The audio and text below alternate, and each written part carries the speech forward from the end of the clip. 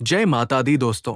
चलिए माँ स्कंद माता पर एक नजर डालते हैं, जो दुर्गा माँ का 5वां रूप है और नवरात्रि के 5वें दिन पूजी जाती हैं। अच्छा, तो माँ स्कंद माता है कौन?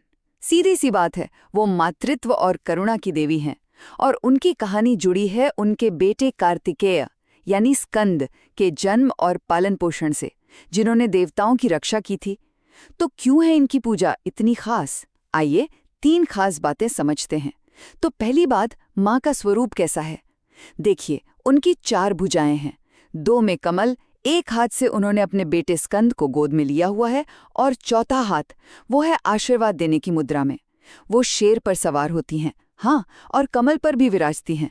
तभी तो उन्हें पद्मासना देवी भी कहते हैं, है ना? उनका पूरा स्वरूप ही प्रेम और तेज से भरा हुआ है। अब दूसरी बात, उनकी कहानी क्या है? देखो, पुरानी कथाओं में है कि देवताओं को ना तारकासुर जैसे राक्षसों से बड़ा खतरा था, तो उन्हें बचाने के लिए जन्म हुआ शिव पार्वती के बेटे कार्तिकेय का। और माँ पार्वती ने ही कार्तिकेय, जिन्हें स्कंद भी कहते हैं, उनका पालन पोषण किया। बस इसीलिए वो कहनाई स्कंद माता, मतलब स्कंद की माँ। तो जब आप स्कंद माता की पूजा करते हैं ना, तो आपको माँ पार्वती और भगवान कार्तिकेय दोनों का आशीर्वाद मिलता है। और फिर तीसरी बात, उनकी पूजा और उसका महत्व क्या है। नवरात्रि का 5वां दिन होता है ना, उस दिन माँ को पीले या नारंगी फूल और केले का भोग लगाना बहुत शुभ मानते हैं। और भक्त जाप करते हैं, ओम देवी स्कंद माताय नमः।